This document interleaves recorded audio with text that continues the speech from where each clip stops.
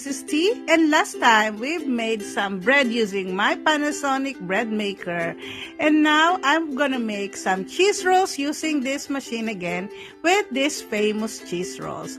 So come and join me and let's find out and how it will turn out. I really hope that this will be as successful as my ensaymada and pandesal that I've made before. Come and join me. Let's go to the kitchen. This bread recipe I'm sharing is so soft and buttery that you can also use this for bread rolls.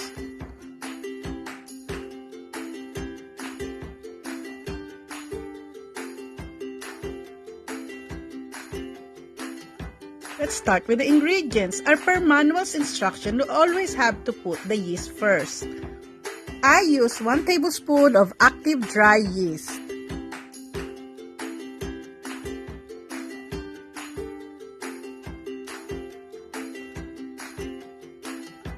Then we have to put 2 1/3 cups of all-purpose flour or plain flour.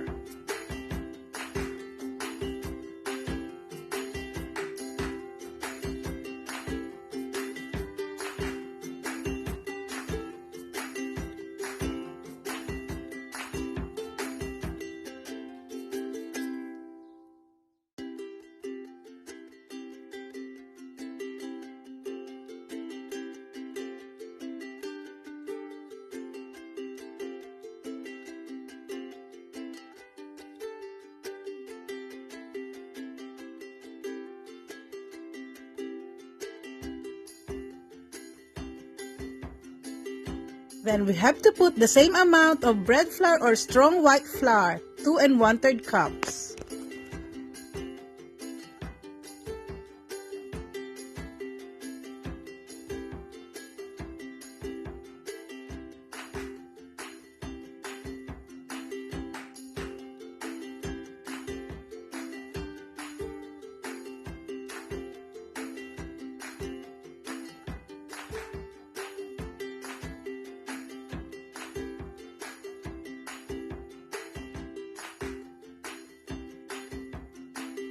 Then we'll add white granulated sugar, 7 tablespoons.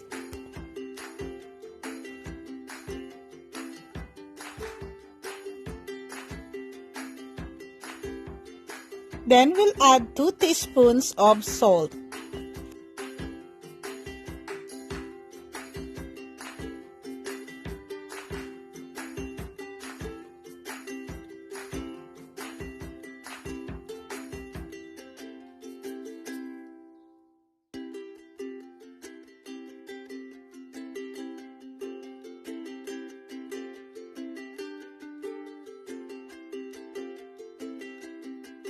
Add 1/3 cup of water and milk.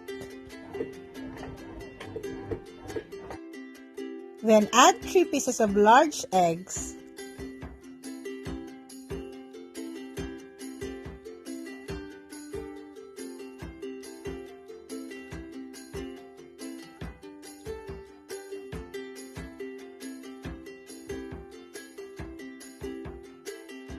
You're gonna need half cup of butter, but initially you'll need 1/4 cup first.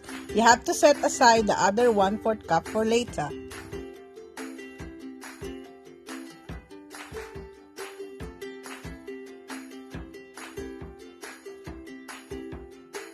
Since this spread is quite similar to brioche, we can use the dough section number 21 on the menu. Press the menu until you reach number 21.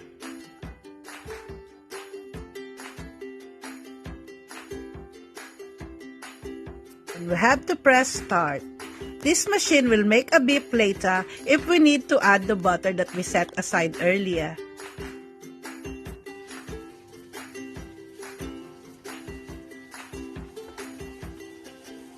This machine will start kneading after 30 minutes of rest.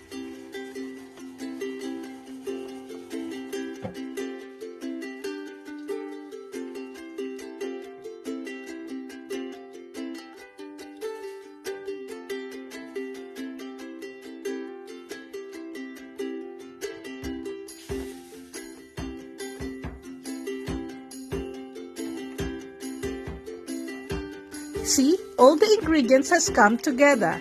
This machine is really a big help for people like me who hates kneading, and it also helps you with the first rise of the dough. The machine has beeped and I've added the 1/4 cup of butter that we set aside earlier.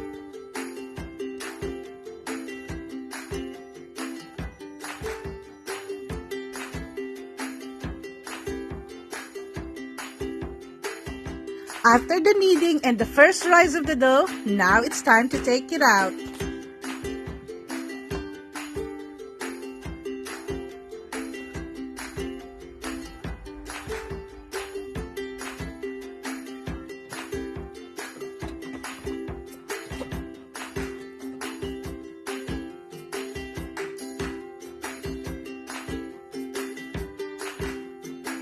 Then transfer it to a bowl and it's time for you to decide for the final shape of your dough.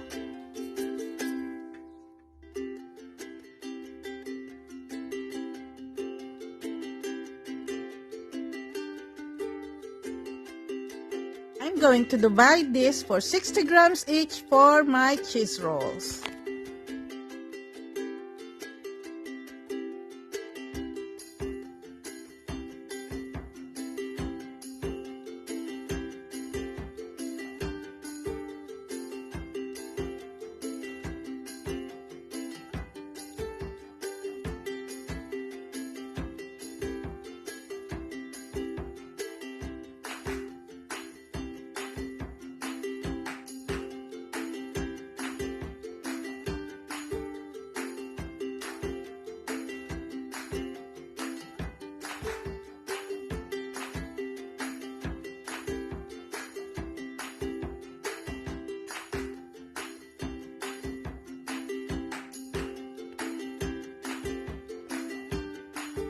Just check the length of your cheese. Make sure that when you roll the dough, it won't come out when you bake them.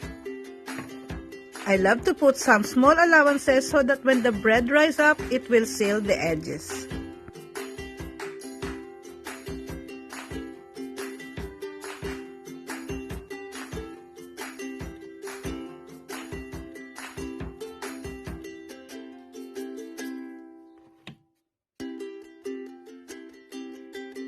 Let's do it again one more time.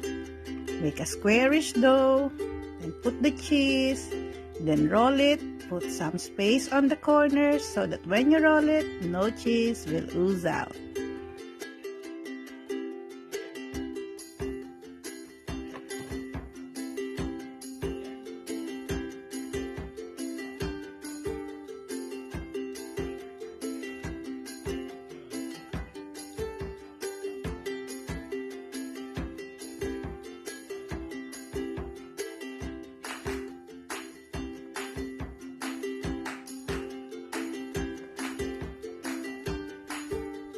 Then place it in the baking tray and give it another rise for 30 to 45 minutes. It depends on your location. If it's hotter, it would be shorter.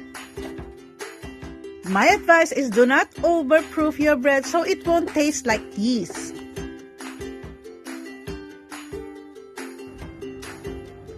I baked mine at 170 degrees fan oven for 10 minutes.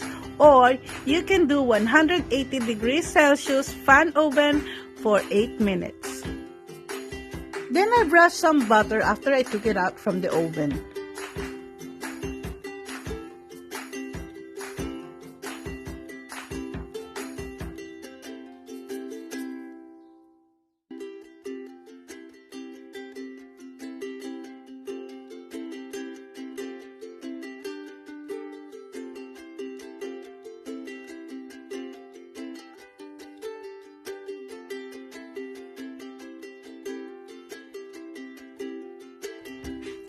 After it cooled down, I brush it again with butter before I dip it with powdered sugar.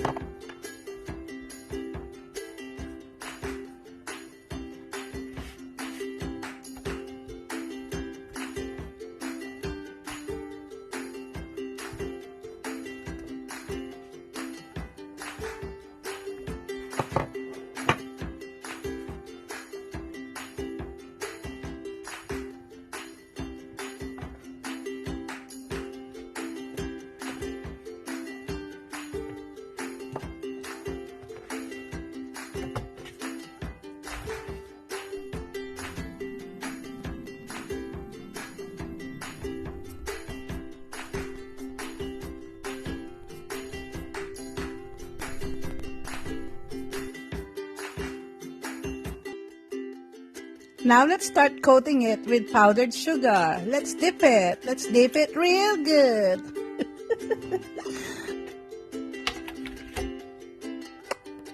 Now it's ready. We've done it. So now let's try the bread. Let's have a taste. Wow, look at that soft cottony bread. And that cheese. Ooh, this one is so nice. I love it.